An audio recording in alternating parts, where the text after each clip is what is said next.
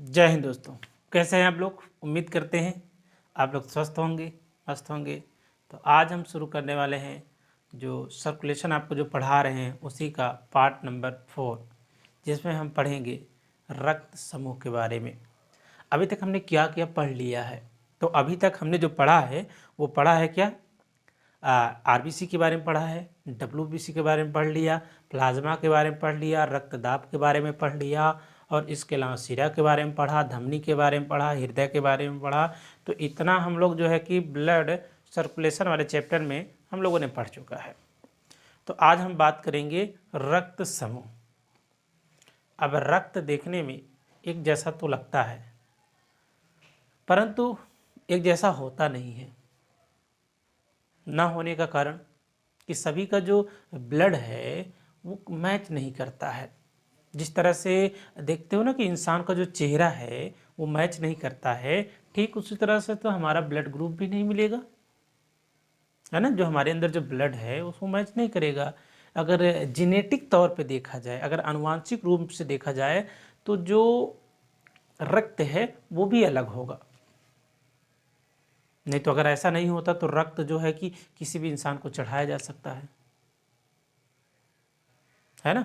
तो यहाँ पर यही हम पढ़ेंगे कि कौन सा रक्त समूह है, कितने प्रकार का है, इसकी खोज किसने किया, तो इसके बारे में ही हमें जानना है। और जितनी भी प्रक्रिया सम्मिलित होती है लगभग जो है कि आरबीसी में होता है। जब आरबीसी की ज़रूरत होती है तो उस तरह से प्लाज्मा की भी ज़रूरत पड़ती है। अब प्लाज्मा के बारे में तो हमने आपको बताया था ना कि प्लाज्मा में लगभग जो है कि 70 से 75% क्या होता है, 90 से 92% क्या होता है, जल होता है, और 70 से 75% क्या होता है, हमारे पूरे शरीर में पानी होता है। तो अब उसी रक्त समूह के बारे में हम लोग आज डिटेल करने वाले हैं। तो मनुष्य का रक्त लाल क्यों होता है? आरबीसी जो है, जो मनुष्य का जो रक्त है वो लाल क्यों होता है? क्योंकि उसमें पाया जाता है हीमोग्लोबिन। सीधी सी बात है। आइए समझते हैं रक्त समूह के बारे में। तो चलें शुरुआत करते हैं। देखिए, रक्त समूह की खोज कार्ल लैंड-स्टीनर ने किया। किसने किया? कार्ल लैंड-स्टीनर नामक वैज्ञानिक ने किया। अब पहले क्या होता था ना बच्चों की, अब मतलब किसी का भी ब्लड लेकर किसी को चढ़ा दिया जाता था।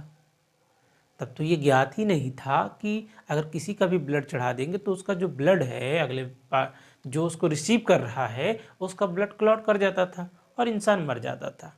तो वैज्ञानिकों ने इस चीज़ का पता लगाया कि आखिर ऐसा हो क्यों रहा है। तो बाद में जो है कि कार्ल लैंड-स्टीनर ने इसकी खोज किया और कहा कि सभी का जो रक्त वर्ग है, जो रक्त समूह है, वो क्या है, अलग अलग होता है। तब आसानी से सभी में जो है कि रक्त चढ़ाया जाने लगा ना। तो इसलिए देखो ना कि आप जाते हो, अगर ब्लड बैंक वगैरह जाते हो तो वहाँ पर लिखता है ना रक्तदान महादान। अगर आप रक्तदान करते हो तो उससे क्या होता है कि किसी का जीवन बच जाता है। तो रक्तदान महादान। आइए आगे समझते हैं। तो कार्ल लैंड-स्टीनर नामक वैज्ञानिक ने कितने में किया? 1900 में किया था, और कहीं कहीं पर दिया है 1904 में, ठीक है। जबकि आरएच फैक्टर की खोज 1940 में हुआ ना। अब यहाँ देखिए, रक्त समूह कितने हैं? ए है, बी है, ए बी है और वो है। तो जो रक्त समूह है वह मुख्यतः कितने प्रकार के होते हैं? 4 प्रकार के होते हैं। अब 4 प्रकार में जैसे ए हो गया, बी हो गया, ए बी हो गया और ए हो गया। तो ये हैं रक्त समूह। अब देखिए कि ये जो ब्लड है वो अलग अलग क्यों है? अलग अलग इसलिए है क्योंकि आरबीसी में एक प्रोटीन पाई जाती है जिसका नाम है ग्लाइकोप्रोटीन। क्या नाम है? ग्लाइकोप्रोटीन है। तो यहाँ देखिए तो क्या लिखा है कि रक्त समूह में विभिन्नता किसके कारण आ रही है? आरबीसी में उपस्थित ग्लाइकोप्रोटीन के द्वारा। तो अगर बेटा आपसे कोई पूछता है कि जो ब्लड ग्रुप है वो अलग अलग क्यों हुआ, इसलिए अलग हुआ क्योंकि ग्लाइकोप्रोटीन की उपस्थिति और अनुपस्थिति। और बर्नस्टीन ने जो है कि बताया कि जो ब्लड है वो आनुवंशिकता से रिलेटेड है। अब यहाँ देखिए, आरएच कारक की खोज कार्ल लैंडस्टीनर व वीनर ने रीसस बंदर में किया ना। बंदर का वैज्ञानिक नाम क्या है? मकाका मकाका। तो आरएच कारक की खोज जो है कि किसने किया? कार्ल लैंडस्टीनर और वीनर नामक वैज्ञानिक ने रीसस बंदर में किया। जो आरएच कारक होता है बेटा वो दो होता है, एक तो आरएच पॉजिटिव होता है और एक आरएच निगेटिव होता है। दो प्रकार के होते हैं आरएच कारक ना। तो देखते हैं ना, जैसे ब्लड ग्रुप है तो उस पर देखो प्लस चार्ज लग जाता है, माइनस चार्ज लग जाता है ना। तो कहते हैं पॉजिटिव ओ, पॉजिटिव बी या निगेटिव ए, इस तरह से जो है कि ब्लड ग्रुप दिखाया जाता है। तो वो सब क्या है? आरएच कारक है। तो अब यहां देखिए, यहां पर क्या है? एंटीजन ए और एंटीजन बी। तो ये भी एंटीजन ए हो गया और एंटीजन बी हो गया। अब जो इसके विपरीत में है, तो जैसे ए का एंटीबॉडी क्या है? बी, और बी का एंटीबॉडी क्या है?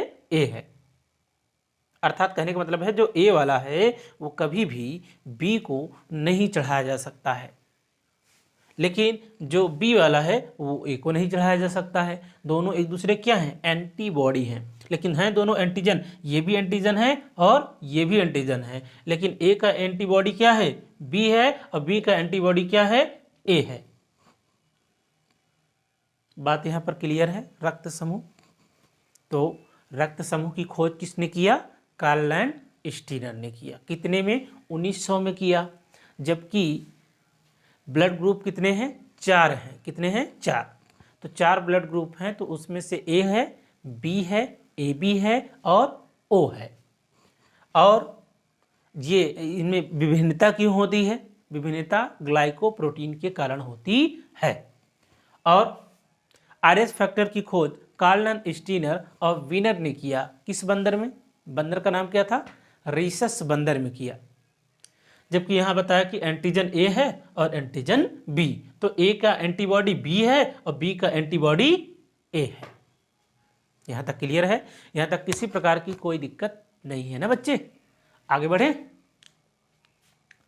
आइए इधर समझते हैं स्टार्टिंग मतलब से कि कौन से ब्लड किसको देना है, किसको नहीं देना है। कौन कह रहा है भैया मैं लूंगा, और कौन कह रहा है मैं नहीं ले सकता हूं, क्योंकि मैं एक्सेप्ट ही नहीं कर सकता हूं। और इसकी अपनी क्वालिटी है बच्चे। अगर ए वाला है तो किसको किसको दे सकता है, और बी वाला है तो किसको दे सकता है, ए बी है तो किससे दे सकता है, किसको ले सकता है। ठीक है, उसके बाद ओ है तो किसको दे सकता है। आइए समझते हैं। तो यहां पर रक्त दाता समूह मतलब रक्त देने वाला जो है और रक्त प्राप्त करने वाला है। तो यहां देखिए, जैसा रक्त ए है, तो रक्त ए है तो वो ए वाले को तो देगा ही देगा, एकदम श्योर है, कोई दिक्कत इसमें है ही नहीं। लेकिन बी को नहीं दे सकता है ना। बी को इसलिए नहीं देगा क्योंकि इसका ए का क्या है? एंटीबॉडी है। तो जब ए का एंटीबॉडी है तो इसको दे नहीं सकता है। मान लो कि अगर ए वाला बी को दे भी दिया तो क्या होगा? ब्लड क्लॉट कर जाएगा और उस इंसान की मृत्यु हो जाएगी। लेकिन ए जो है ए बी को दे सकता है, और ए बी को तो सर्वग्राही भी कहा जाता है क्योंकि वो जो है कि ब्लड को ग्रहण कर लेता है। और ए ओ को नहीं दे सकता है। तो बात समझ में आ गई ना? तो ए जो है कि ए को दे सकता है, बी को नहीं देगा, ए बी को दे सकता है और ओ को नहीं दे सकता है। अब बात कर लेते हैं किसकी? ब्लड ग्रुप बी की। तो ब्लड ग्रुप बी की बात करते हैं तो भैया ये देखो, ए कह रहा है एंटीबॉडी, ए बी का जो एंटीबॉडी है, जो बी का एंटीबॉडी क्या है? ये है, और इसका एंटीबॉडी ये है। तो कहने का मतलब ये है कि बी जो है ए को नहीं देगा बच्चे। यहाँ नहीं हमने लिख रखा है। फिर यहाँ देखिए, फिर यहाँ पे जो है कि बी को दे सकता है क्योंकि ये अपनी बिरादरी का है ना, तो इसे दे दिया। और ए बी को भी दे सकता है लेकिन ओ को नहीं दे सकता है, तो इसको नहीं देगा, लेकिन इसको दे देगा, इसको भी दे देगा, इसको नहीं देगा। इसमें भी एक कंडीशन था ना, इसको दे सकता है, इसको नहीं दे सकता, इसको दे सकता है, इसको नहीं दे सकता है। अब बात करते हैं ए बी। तो ए बी, ए को तो देगा ही देगा, नहीं देगा, बिल्कुल नहीं देगा। बी को भी नहीं देगा, लेकिन बी से ले रहा है। और ए बी को तो देगा क्योंकि उसी बिरादरी है, और ओ को नहीं देगा। लगभग देखा जाए तो यह सभी से ले रहा है। जैसे सभी से ले रहा है तो ए बी को कहा जाता है सर्वग्राही। क्या कहा जाता है? सर्वग्राही कहा जाता है। अब ओ ए को भी दे सकता है, बी को दे सकता है, ए बी को दे सकता है, और ओ को तो देगा ही देगा। लेकिन अगर लेगा तो ये केवल अपनी ही बिरादरी से एक्सेप्ट करेगा। तो ये सबको दे रहा है, इसलिए क्या कहला रहा है? सर्वदाता। क्या कहलाता है? सर्वदाता। तो ये ए को दे रहा है, बी को दे रहा है, इसको भी दे रहा है, इसको भी दे रहा है। लेकिन ए बी वाला क्या कर रहा है? इसको नहीं देगा, इसको नहीं देगा, सिर्फ इसको देगा, इसको नहीं देगा। बात समझ में आ गई? कौन किसको दे सकता है, कौन किसको नहीं दे सकता है, और नहीं कहीं नहीं दे सकता। मान लो कि अगर मिस मैच ब्लड ग्रुप अगर चढ़ा दिया जाता है तो ऐसा गड़बड़ी हो जाता है। अभी जब हाल फिलहाल में डेंगू रोग फैला था तो एक ऐसा जगह था जहाँ पर थोड़ा से डॉक्टरों ने गड़बड़ी कर दिया था। बट ब्लड ग्रुप को चढ़ाने से पहले उसकी अच्छी तरह से जांच परख लेनी चाहिए, क्योंकि उस छोटी सी गलती से बहुत बड़ी गलती कर सकते हैं इसको, लेकिन छोटी सी मिस्टेक जो है बहुत बड़ी जान ले सकती है। इसलिए ध्यान रखें कि जब भी ब्लड ग्रुप अगर किसी को चढ़ाया जाए तो उसकी अच्छी तरह से जांच परख कर लें कि उसमें किसी प्रकार का रोग तो नहीं है, किसी प्रकार का उसमें बीमारी तो नहीं है। तो ब्लड को जब तक अच्छे से टेस्ट ना कराओ तब तक जो है कि ब्लड को उसको एक्सेप्ट नहीं करना चाहिए। हो सकता है किसी प्रकार की बीमारी हो जो आपके बॉडी में जाए, तो जैसे HIV टेस्ट वगैरह हो जाता है ना, तो उसमें HIV हो गया, या फिर ब्लड में किसी प्रकार की बीमारी है, तो अगर आपके शरीर में चढ़ा दिया जाता है तो उस बीमारी का शिकार आप भी हो जाएंगे। इसलिए जो भी कदम उठाएं रक्त के बारे में, और रक्त को बढ़ाने के लिए ज़्यादातर आप हरी सब्जियों का प्रयोग करें और अपनी बॉडी को फिट रखें, हेल्दी रखें, और रक्तदान करें, क्योंकि रक्तदान सबसे बड़ा दान है। तो यहाँ पर आपका रक्त समूह होता है समाप्त, और इसी के साथ आपका जो ब्लड सर्कुलेशन है वो आज कंप्लीट होता है। हालांकि इसमें अभी लसिका तंत्र है तो उसको मैं अलग से ही बता दूंगा आप लोगों को, ठीक है। और अगर पसंद आए तो चैनल को सब्सक्राइब कर देना, शेयर कर देना, और मन लगा के पढ़ते रहिए, जीवन में आगे बढ़ते रहिए।